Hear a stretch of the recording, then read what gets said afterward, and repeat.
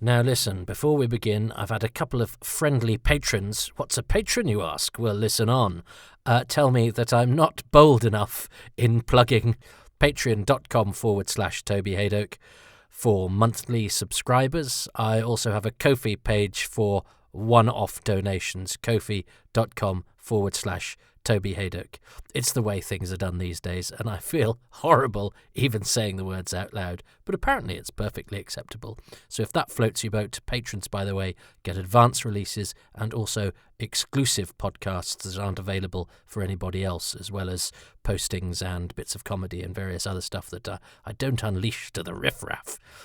Anyway, but look, if you're here just to enjoy this podcast on your bus journey or whatever, well, you're perfectly welcome as well, and thanks for being here.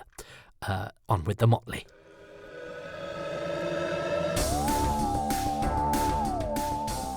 You're listening to Happy Times and Places, a positive Doctor Who episode commentary in which a friendly and creative person asks me, Toby Haydock, to watch a story and try to guess what their favourite things about it are.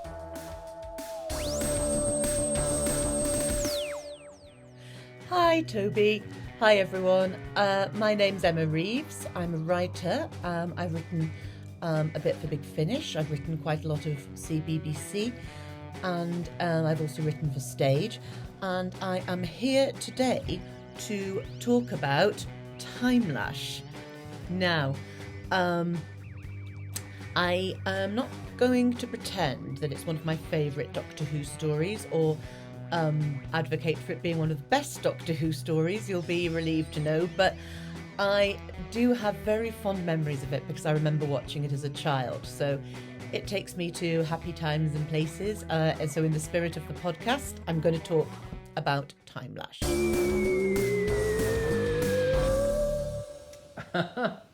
Okay, whereas John Cooper, when he chose Time Flight, said, I love this, Emma's at least had to go to us go, I'm not even sure it's that good. So, with that in mind, I've now got an hour and a half in which I need to find the positives in a story that the person who's chosen it has even said isn't up to much. So this'll be interesting. And I'm also minded to remind regular viewers and listeners that I have again not been able to find the Blu-ray remote. So again for half an hour, and I've been working today quite hard, so I'm quite knackered, looking for a device which operates a device that is otherwise useless, that otherwise may as well be a brick, that otherwise may as well be a burnt-out android. So people, scientists who make the future, just put a play button. That's all I ask. It could save me an awful lot of time. So, with that in mind, having stolen my partner's phone and made that into a remote control, I've had to steal it off her prone sleeping body and use her dead face to open up her phone. Yeah, I know the lengths that I go to. It's essentially like taking the eyeballs from a corpse in order to do ocular recognition software.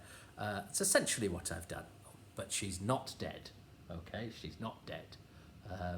I mean, she's sort of dead to me because she's put the remote somewhere. Anyway, well, I'm in a good mood now. So, press play in 3, 2, 1, go. It's Timelash.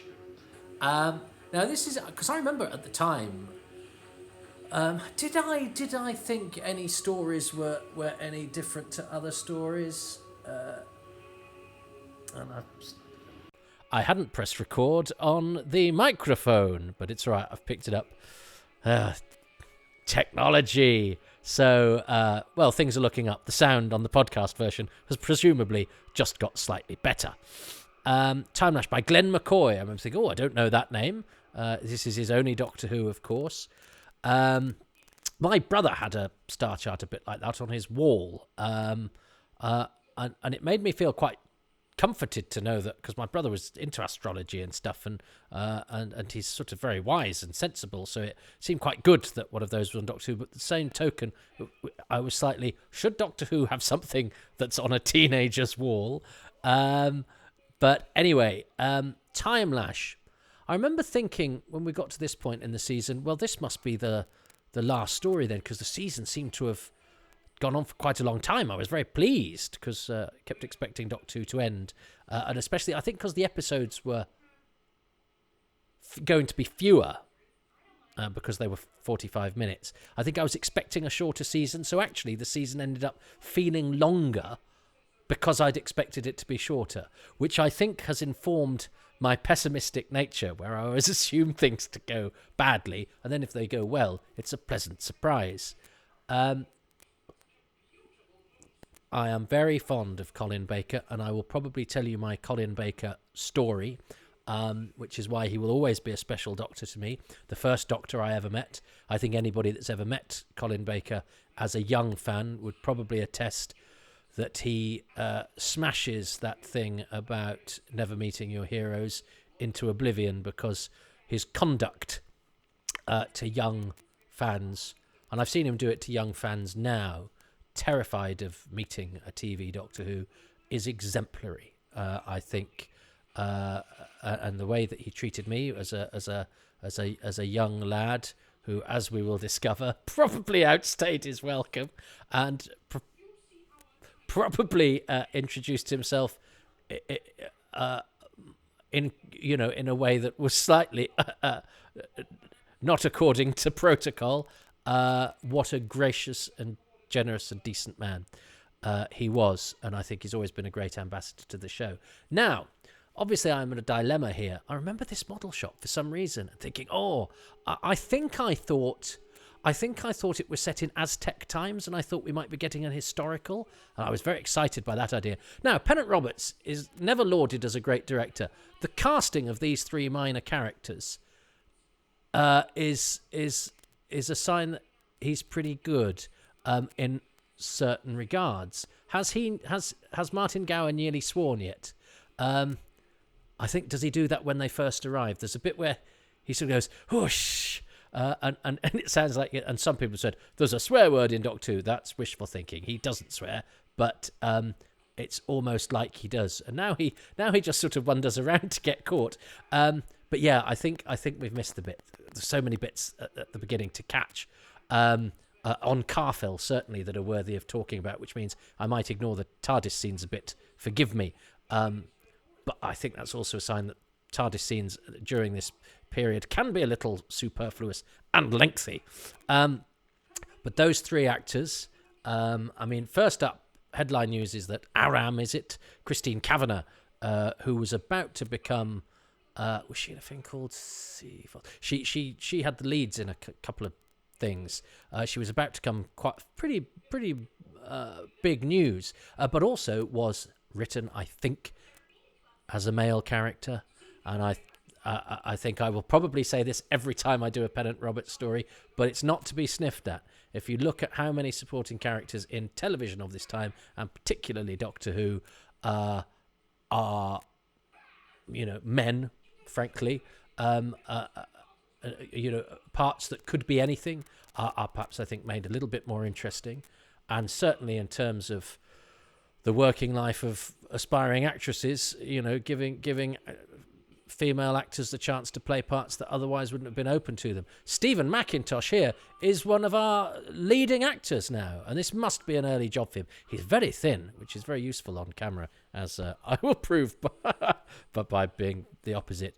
So you've got Christine Kavanagh, who goes on to have a superb career, and then had a bit of a... I think maybe she had a family. She was married to...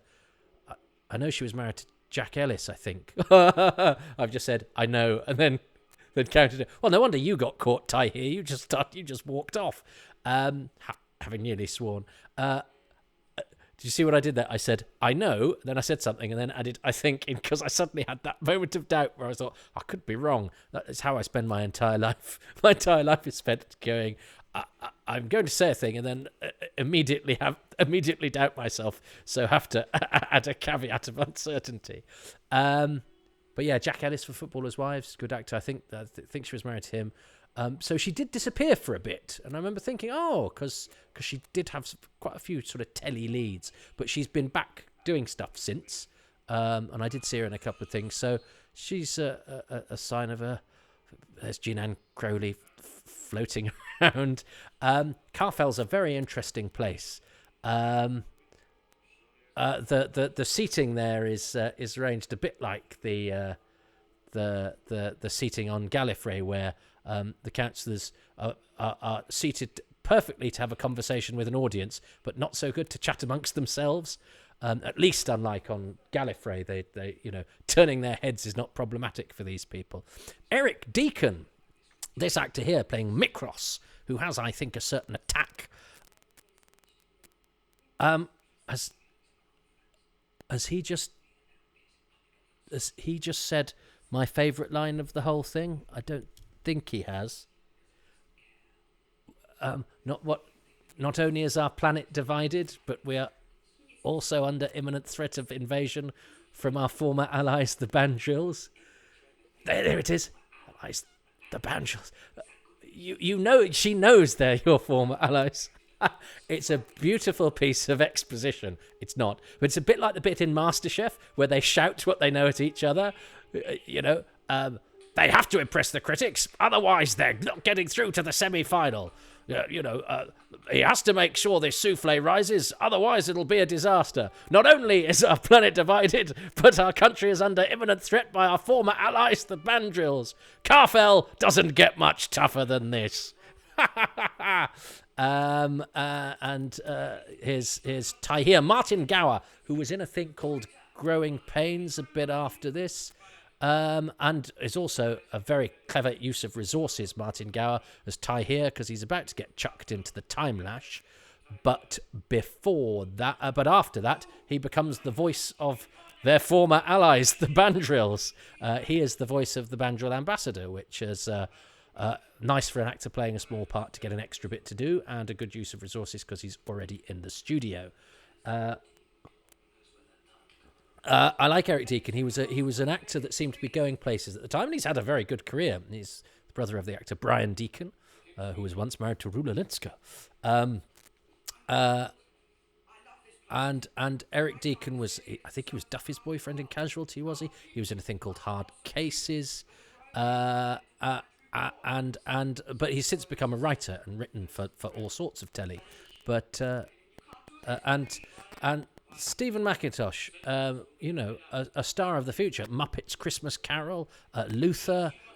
He's done all sorts of movies and TV. Very good hitting somebody on the arm dismissively acting from Paul Darrow here, who I'm sure we will discuss at great length and with a smile on our face and a song in our hearts, because he even stands entertainingly, and sometimes that's what you need in a program like this, which I think does flirt with blandness occasionally.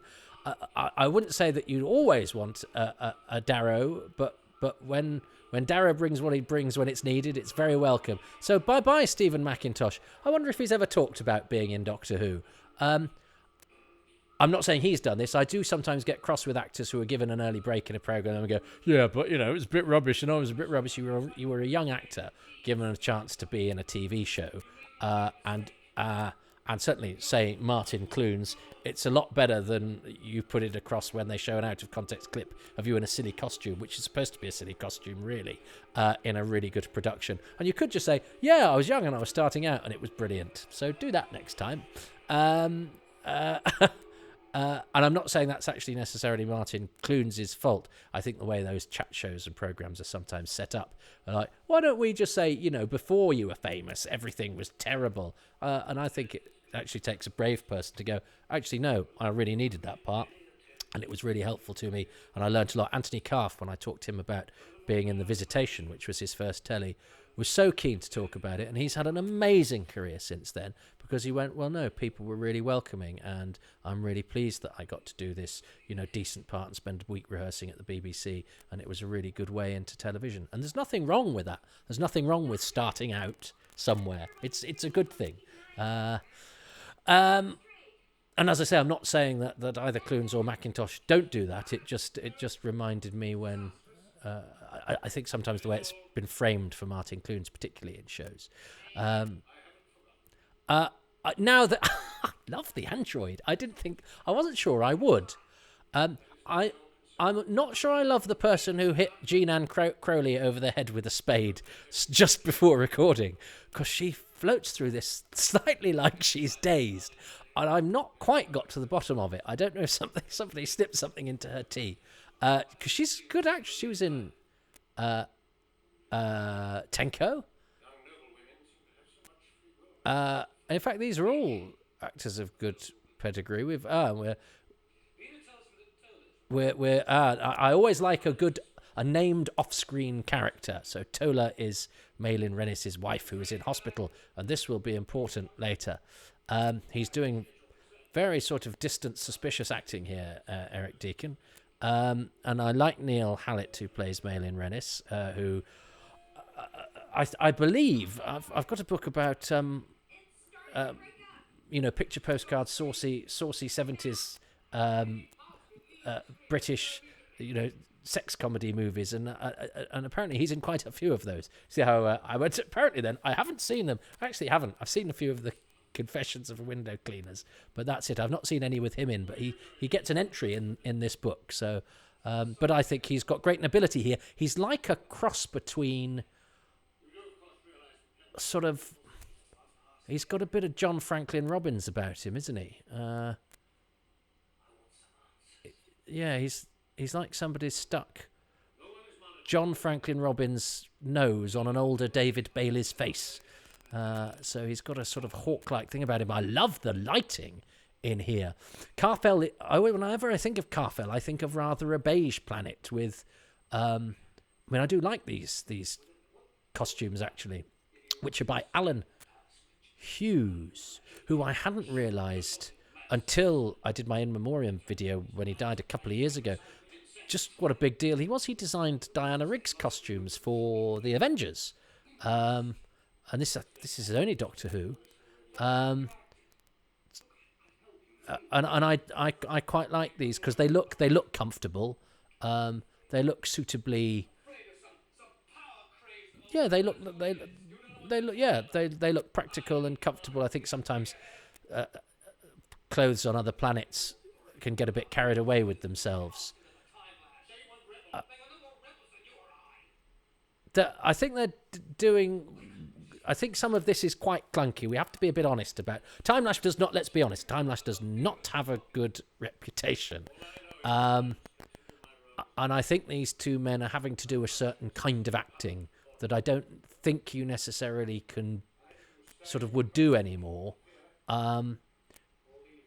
But I think they're doing what's required in this scene, which is... I mean, is it shot on one camera? No, there must be cuts to another angle, but it's all shot from... Yeah, but it's all... There's a close-up of some hands, but it's all shot from one direction. But I like this because... we're gonna have a thing that poor old Rennis is gonna have to do. I do, and I like the lighting there as well. I think the lighting in this is very impressive, and and this is a nice character moment because you can tell from the look on his face. And we've already had her seeded into the story, but we will never meet Tola. Because she's in hospital and she's going to have her support system turned off. And I also like the whole thing of a hospital with a support system. Now, this may be a different planet. This might be futuristic stuff going on. But we all know that hospitals have life support systems for people who are poorly. And it's not necessarily a Doctor Who-y sort of thing. Somebody sort of off stage on a life support system. And these events impacting on the life of that. Now they're recording this bit, aren't they? Because this bit gets played a bit later on. All right, I'll have it. But I mean, he has been sort of set up, and Malin Rennis has just pulled the control switch off the controls and sort of stuck it back on because it's now out of vision. But yes, he pulled the set apart there and covered it valiantly. Yeah, he does have a noble countenance, a great face. I have to say, at the time, the androids seem a bit 80s because breakdancing and body popping, and I've probably used the wrong phraseology, but some of the cool kids at school did the sort of body popping, breakdancing, whatever you call it. I'm aware I'm now sounding like a geography teacher kind of trying to get down with the kids. But that movement and that sort of, turning of the head and moving of the hands seemed a bit akin to that. And it was like Doctor Who was drawing on an existing thing. And of course, there's nothing worse than now reflecting the politics of the time and satirising them and turning them on their heads or commentating upon them or using them as a driver for storytelling is interesting, but it's a bit like the time controller in Remembrance of the Daleks. They were in something else. There was an old Edmund show that had them, but they were also in certain shops, the shops where you buy things for people that they don't really want that look quite cool, those shops that we're always somehow drawn to.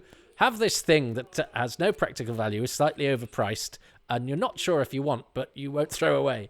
And I think using sort of breakdancing movement seemed to be drawing from what was current and seemed a bit like folly. Whereas actually now, whatever it is, 30 odd years later, it doesn't seem especially 80s to me because so much time has passed. It actually, I think, works within the context of the story, perhaps better than it did then. But that's maybe because I'm from the 80s, and maybe it's everything you imagine about the 80s with horror. A purple-faced man with peroxide hair, breakdancing across Karfel. But I am actually, to my surprise, rather delighted by the android. We will talk a lot about the Borad and Robert Ashby. He has a terrific voice, and that aging effect is not unlike the one in City of Death. And it's okay. Yeah, it's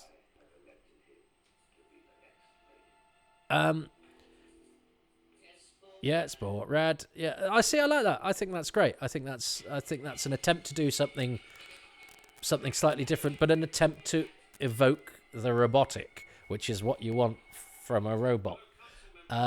Peter Robert Scott, an actor I don't know from much else apart from that. I know he's invented a board game, and I did look at because I knew he was on Twitter. He's only got 12 followers, so follow him. I don't think he's updated since 2013, but nonetheless. Now, I sort of don't believe any of this. I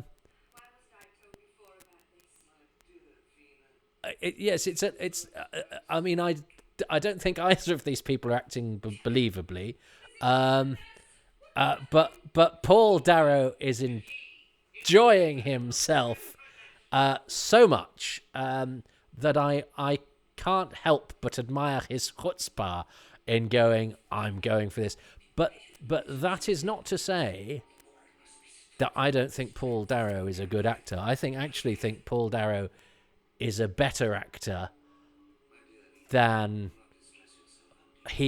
but who also did not take himself particularly seriously. I remember with Blake Seven, I thought Avon was terribly serious, apart from the sort of sarcastic lines things. But Avon was a very serious person, and I remember when I'd not met Paul Darrow that I thought he might be a bit intense. That's that bit where he grabs his absent amulet.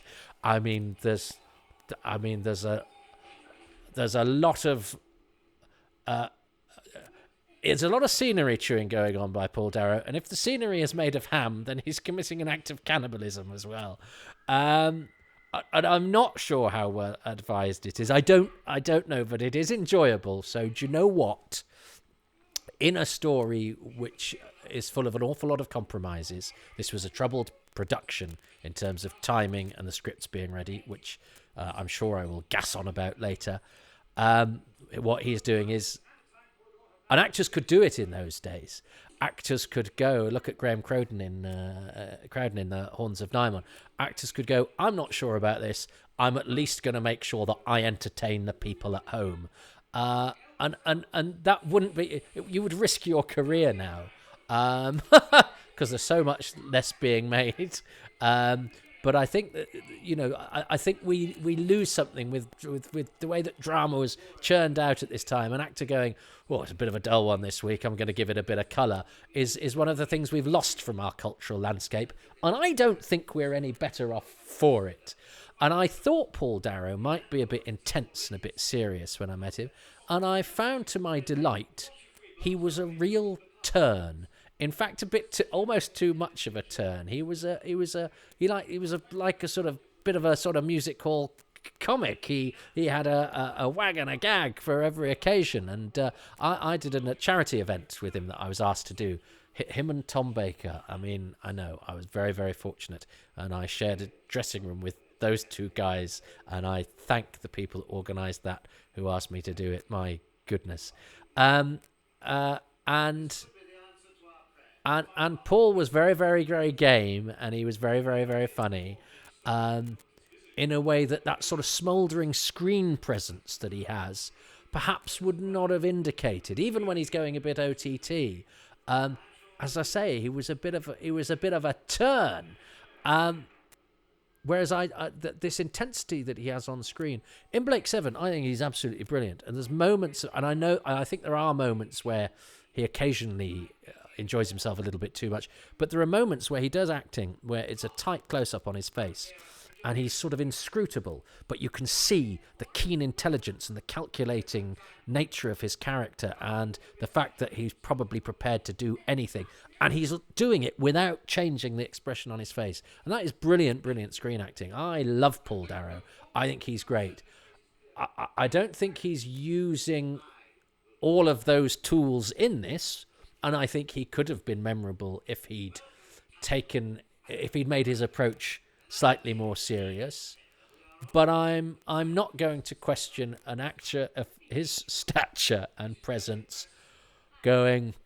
And I think he probably took one look at Colin Baker's costume and thought, I've got to do what Colin Baker did in Arc of Infinity, which is go, I've got to make the most of what I've got here. And that worked for Colin Baker.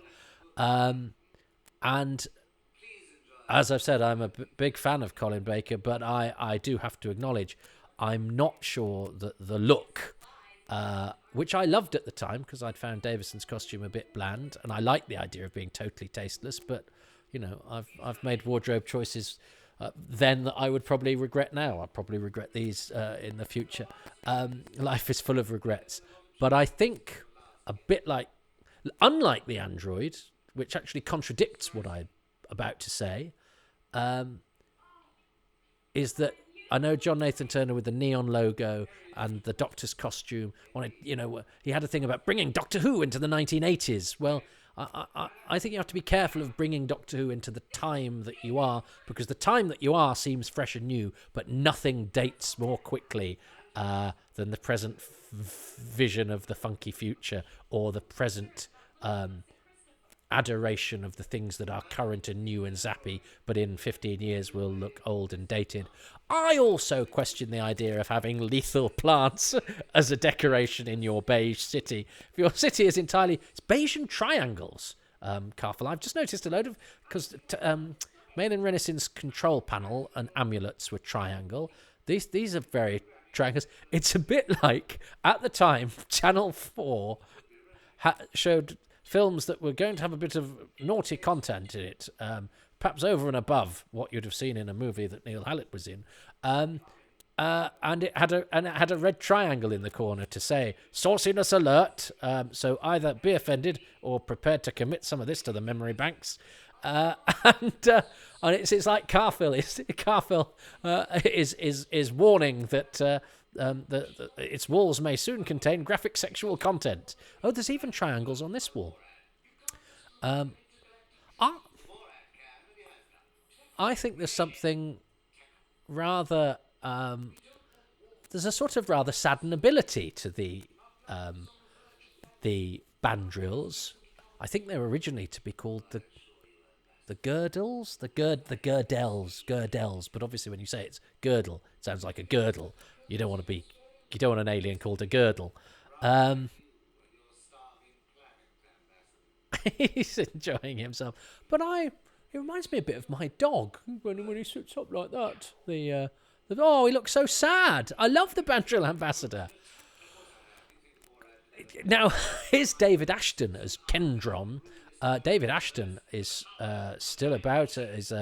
Now, and I hadn't realised at the time who he was, but I remember Brass was a series that was on that was fantastic that I didn't get to see as much as I'd like to. And he's in Brass, and he's also in Hamish Macbeth. Scottish actor David Ashton, but he's also a writer of a detective called McCleavey, I think, that there's books of, and also been played by Brian Cox on the radio. But he's curious, I think, Kendron, in this. He sort of plays it as an old woman. I think everybody's sort of having a go to perhaps give it a bit of oomph, because, as I've alluded to, you have very 80s hair. From the back, you could be Adrian Zmed from TJ Hooker. Sazin at the Falchion Rocks, I remember that. They had real timing problems with this. Episode 1 overran, episode 2 underran. There was talk of bringing the cliffhanger back, but John Nathan Turner liked the Timelash cliffhanger, so I think some of the Perry stuff gets moved to episode 2. But what that means is that some stuff in this episode was cut, and as we will discover in episode 2, some extra stuff had to be filmed. And I remember when I spoke to Colin Baker, he was in a play called Corpse at the Grand Theatre, Wolverhampton. It was him and it was Jack Watling, and I was lucky enough to be taken to the theatre by my mum and by a friend of ours. And I'd heard talk of meeting actors at the stage door. When you've killed the girl, go and attend to the bees and make sure you bring back some honey. And so we went to the stage door to meet this man, Doctor Who, Colin Baker. He was no longer Doctor Who. He'd not long finished being Doctor Who. Now I know the stage door is where the actors leave, and you can actually contrive a hangabout, and now sometimes lots of people hang around outside stage doors collecting autographs. We actually found a door in an alleyway that was a metal door that was open, and you could see props in. And we went through there and had a bit of a walk around and ended up on the stage. And a stage manager came on and said, hello, can I help you? And my friend, who's much older than me, he was a sort of 40s, Derek, a friend of ours who was a local handyman that took pity on a boring child like me and would come to the theatre with me and my mum sometimes. And Derek was going to do the talking because he was a brave grown-up and I was a pathetic coward and still am. And Derek said, we're here to see Mr. Baker. And this woman said, is he expecting you? And Derek said, yes. So she took us and knocked on Colin Baker's dressing room door and opened the door. And she said, Mr. Baker, you're expecting these people? And he went, oh, yes. Now, he wasn't, but he obviously didn't want us to get into trouble. Welcomed us into his dressing room, signed a few things. He was, his post-show, I've got a couple of pictures of him. He's covered in sweat because it was a very energetic show. And I asked if I could come back and interview him for my fanzine, which I never did. I never did the fanzine, but I wanted to. She's just murdered a man with the decorative plant, although I suppose he has got the beekeeper thing on. He might have survived. And even the door handles are triangles. This is where the advantage comes from being followed by a breakdancer, is that they take a while to turn a corner. And we came back a couple of days later and I interviewed Colin Baker, and do you know what? He was amazing. He was so kind. He gets his half-hour call. I've still got the tape. Nobody's ever heard this tape, actually. It would probably make me blush. Rebels, Dank Tunnels and the Morlocks. That's a great title for a Doctor Who book. And Colin Baker gets his half-hour call, which, is when you have to start to get ready. And he's in drag in the opening of this play. And he goes, oh, that means I've only got about 5 minutes. He gets his 5-minute call, and he's still dressed as Colin Baker because he insisted on answering all my questions. I only discovered many years later when I worked in the professional theatre exactly how much time he'd given me and exactly how he didn't hurry me. It didn't betray in his, he was not remotely peeved. He took time. He showed me out. Jack Watling knocked on the door and stuck his head round the door at one point. Oh, if only I'd spoken to Jack Watling as well. But I'm not. No, let's concentrate on the positive. I can have no regrets about my first Doctor Who I ever met was Colin Baker, who was so kind and so indulgent, and I think the paragon of how to behave in front of consumers of your work, which isn't always easy. And I've known people who have been collared by people at the wrong time, or people who've expressed themselves awkwardly because they're nervous, and it can be annoying, and people, some people are just rude and awful, and I can see why celebrities sort of snap and get reported badly when actually you don't know quite how the person's dealt with them. Colin Baker, I did a thing with him, must have been 20 years later, and I saw 2 young fans very nervous, and they didn't really know who he was either, because they were new series fans, but they were told that he was a Doctor Who. So also with Colin Baker there was a kind of, he sort of knew that it wasn't necessarily all about him, but again, he didn't go, oh well, if you're fans of the new thing. He was kind, he was courteous, and he, most importantly, he put these kids at ease, because kids are nervous even if they didn't quite know that he was Doctor Who and all that sort of thing. I thought all of that stuff was quite effective. We've met some new characters in the caves. That burning android is a bit of a shock. So yes, I've distracted a bit from the story there, but I think it's important to put the context of the appreciation that I have for Colin Baker. I like this shift into the caves, because we suddenly get an impression of stuff going on underground. And these 2 are very interesting actors. Dickin Ashworth. You didn't get... What I like about Dickin Ashworth is that he is a genuine northerner, which it seems odd to say that now that we have much more representation on screen. But even sort of tough rebels were rarely accorded authentic northern accents, unless there was a reason for them so to do. And he'd been in Brookside, Dickin Ashworth. He's in Krull as well. He gets quite far near the end in Krull. And he's always had a sort of fairly authentic... I think if I needed to cast a binman or a lorry driver, I would cast Dickin Ashworth, and I don't mean that as an insult either.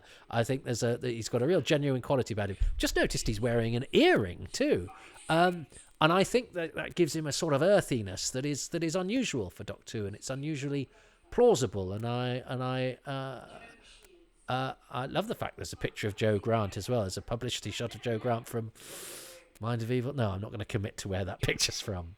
And of course, seeing Joe as a youngster, I know John Nathan Turner now gets into trouble for invoking the past. Guilty. I was the sort of fan that wanted references to the past. I wanted pictures of Joe Grant, because the olden days was good to me. We used to worship the older days. I know now when the habit is to look back at the older days and say how rubbish they must have been and how everyone there was stupid, which I don't think is a thing that we do that is good. I think it is unhealthy, and I think it is arrogant. We used to look back on the older days and go, wow, it was amazing. Those people who paved the way to where we are now lived there doing amazing things. I think I'm looking back to the olden days and saying the way we looked at the olden days in the olden days was better than the way we do now. So even now so here we have Herbert in a beautiful set, which I think is shared with the tripods. But I'd forgotten actually how nice it is, and it's a wonderful contrast. And you've got the outside light coming in there as well. The lighting is excellent. Now, I remember liking Herbert at the time and subsequently finding him quite annoying. So he was he was a character I loved on original broadcast. But I think being enthusiastic and a bit guileless is hard to act without being annoying, because he's supposed to be quite annoying. But actually, on the evidence of this, I actually think he's juggling this rather well, and he's not done a massive amount since, and maybe that had primed me to think he might not carry it off. But he's being asked to do some difficult things as an actor here, and I don't think he's doing a bad job. Although, oh yes, I do seem to recall this bit being a bit silly, so I may eat my words. Okay.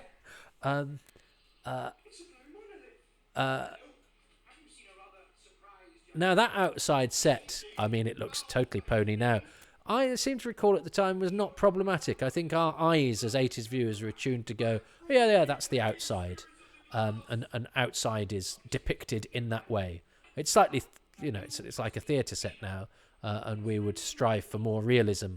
But, I'm uncomfortable out of realism. And, I know it's not real. I think so long as I thought that was quite funny. So long as they're, the program makers are giving a sense of time and place, I will go with it. I don't think, I don't think there's anything gained for me to go, well, that sky in the background's not real. Well, you've completely failed to transport me. If I jump aboard, it's my choice to be transported or not. Tracy Louise Ward as Katz. Now, I think Jean Ann Crowley was originally cast as Katz, and Tracy Louise Ward here was cast quite late. She's an amazing woman. Oh, she was a model in Paris. She's from good stock. She's Tracy Worcester, I think. So I don't know quite how the aristocracy works, but she's a lady or a baroness or one of them. But she's put her energies to great use in terms of the ecology and the treatment of pigs in captivity, but as well as being a model, as well as having had an acting career, because she's in a thing called Cat's Eyes. Oh, she's Katz in this, and she was in Cat's Eyes. I think there should be more people who are in programmes named after characters they've played in Doctor Who. And I'll see if I can come up with some, or I may have just embarked upon something that doesn't end up anywhere.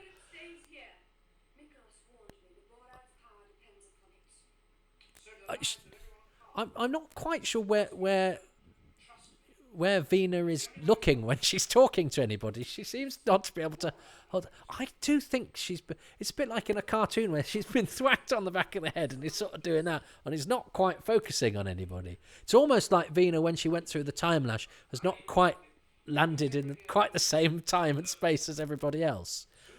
But as I say, but she's interesting as well, Jean Ann Crowley, because there was something to do with her in internet chat rooms. Was she?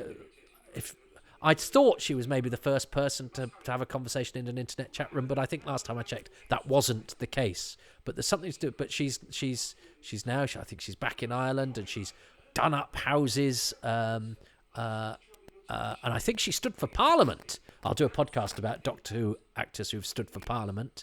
But she was in Tenko, which was a great show for Doctor Who people and Doctor Who directors. Oh, and indeed Pennant Roberts. Tenko, a series set in a woman's prisoner of war camp in Japan, or Japanese prisoner of war camp in World War II. A series where Pennant Roberts didn't have to cast some male parts with female actors because it was a female-centric show. But Pennant Roberts is not the most lauded of Doctor Who directors, and a lot of this is a bit, I think, unambitious in terms of execution, in terms of sort of blocking and camera work. But perhaps he had different ambitions. He was hugely thought of by people that worked with him, and I think also importantly very well liked. He gets a bit of a bad rep with Doctor Who. I don't think he was always lucky. Studio blocks moved around for Warriors of the Deep, and a monster arriving late and still with wet paint. This one, a new writer. I think they'd wanted to abandon this, and it was it was sort of too late. But I remember putting it to Colin Baker when I did the interview. What are you looking at, Jean-Anne? Is there something on the telly that you're distracted by? It's like she's got her own iPhone in the sky.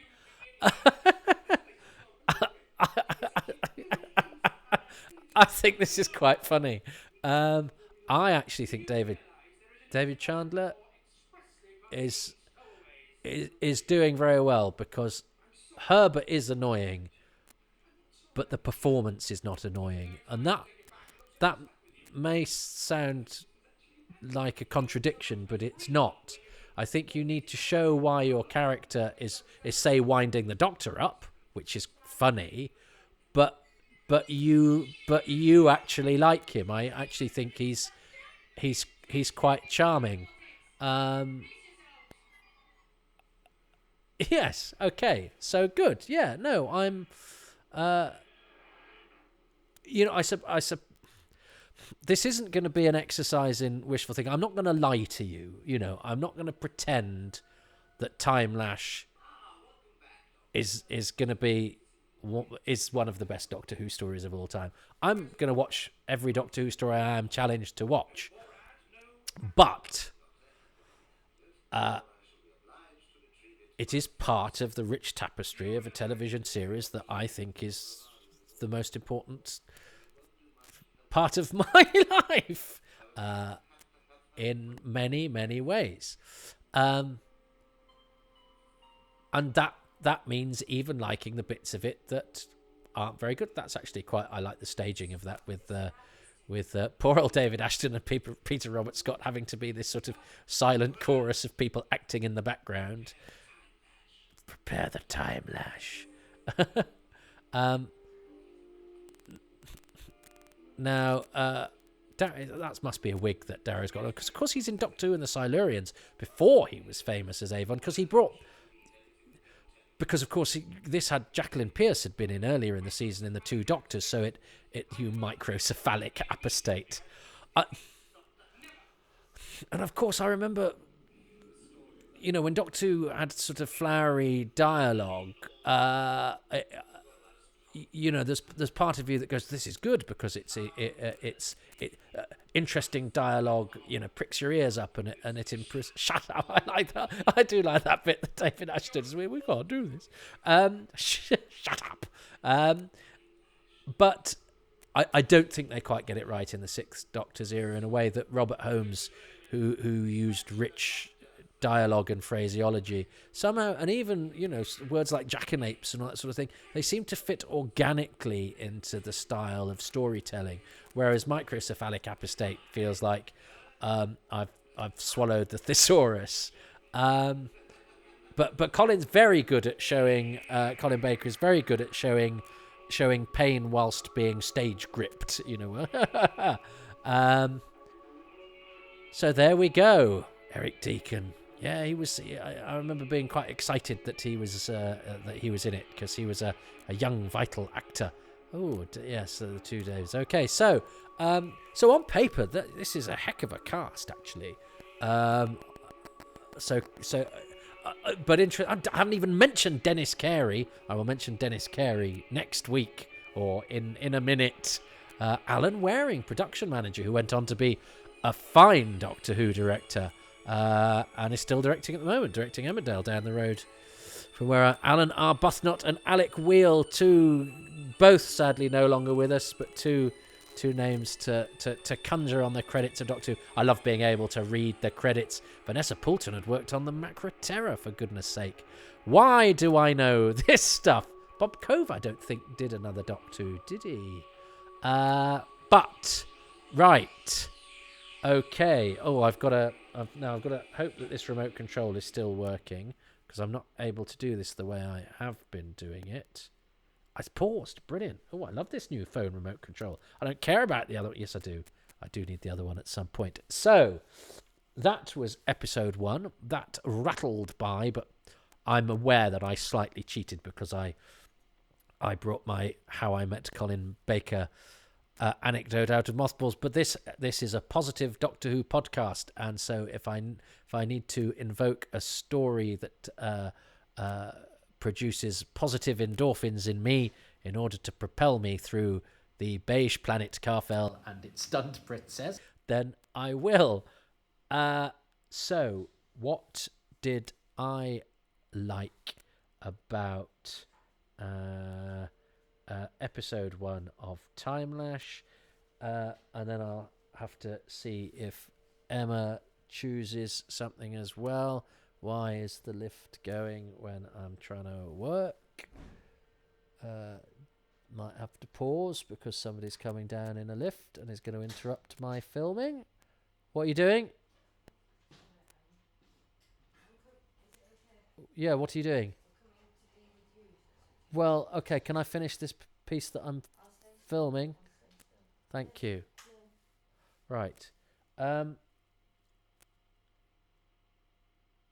have to do a cut there somehow. So I've got to choose the two things that I liked about that. Now, I'm going to choose the Borad. But he didn't do much in that episode. And I know there's trouble ahead next episode, but I don't think I wouldn't have chosen him for this episode simply because he doesn't make himself known. But I do want to talk a lot about the Borad and Robert Ashby because they're both brilliant. But I think I have to reserve those for episode 2 because I don't think Emma would have chosen them for episode 1 either. And I am trying to choose what I think that she might have chosen. But the big surprise to me there that I was really struck by was the lighting by Henry Barber. I'd always thought of Karfel as being rather beige and rather flat. I think the lighting in particularly that scene between Mikros and the Malin Rennis, but also in the caves, and also I think some of the different colour palettes and the outside streaming into that set from the tripods that is Herbert's cottage or whatever it is. I think the lighting surprised me there. Henry Barber's lighting, studio lighting in the 1980s, was hard to do, particularly for drama, for Doctor Who, when you're trying to be space age and stuff. Henry Barber's lighting, and I've got to say the android, because that was another pleasant surprise. I went into this potentially on a bit of a downer, and I certainly wouldn't have thought that the android would have tickled me in quite the way that it did, but I thought, divorced from us being in the 1980s, I actually think it's original, it's interesting, and it's an innovative take on how to do an android whilst using a dressed up man. So I'm going to say those two things. I've just immediately thought, why didn't I say Paul Darrow? But I've committed now. What's Emma chosen? I bet the first thing she says is Paul Darrow. Now, my first choice, of course, has to be the late great Paul Darrow as Tekka. The eye rolls, the sycophantic applause, he absolutely gives it his all. He famously wanted to play the part different from Avon. I would have been happy with Avon in the role, but I was also very happy with what we got, which was Paul Darrow's unique Tekka, always giving it 100% value, never resorting to equity minimum. Wonderful, wonderful Paul Darrow.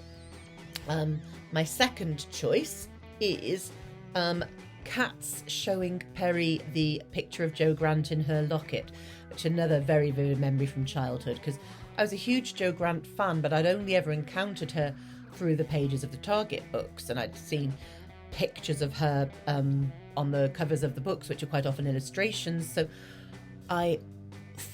it was a fun moment as a fan to be able to go, Jo Grant, is that Jo Grant? It is Jo Grant. And another aspect of that conversation is it reveals that the Sixth Doctor and Perry obviously do have moments when they're not bickering with each other. When I like to think that Six showed Perry this picture in a sort of a nice heart-to-heart reminiscing conversation about the past, rather than why can't you be more like Jo Grant, which is another possibility. But the main thing is they've got a connection, they talk about stuff, and that confirms this. So it's nice for their relationship, which can otherwise be a bit bickery.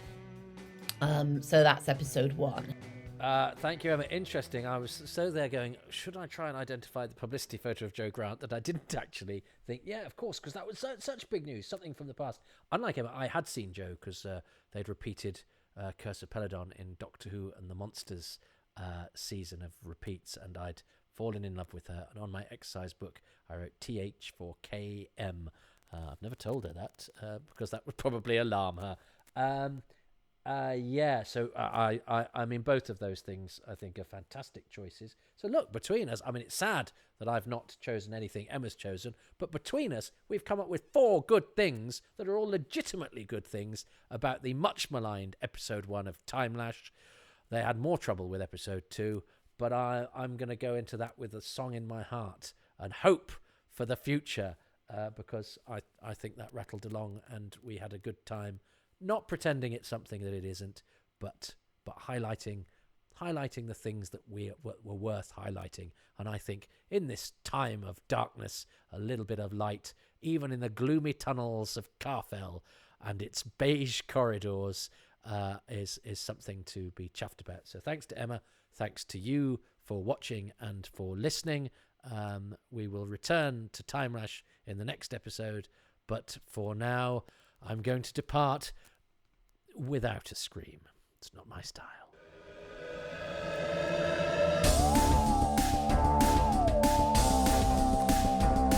Happy Times and Places was presented by me, Toby Haydock, and I'm very grateful to you for listening. My special guest was Emma Reeves, and I'd like to thank this episode's featured patrons, who are Guy Lambert, Hendrik Korzeniowski, Andy Kitching, Jeff Kaplan, Judith Jackson, Christopher Joyce, Gregory Hudson, Darren Howard, Matthew Hooliston, Sam Hollingsworth, Simon Hodges, Duncan Harvey, Paul J. Guest, Simon Guerrier, Charles Gears, David Gillespie, Andrew East, Paul Dykes, Pete Dillon Trenchard, Tim Dickinson, Michael Dennis, Rob Dawson, and Dave Curran. The music was composed by Dave Gates, and the artwork was by Dylan Patterson.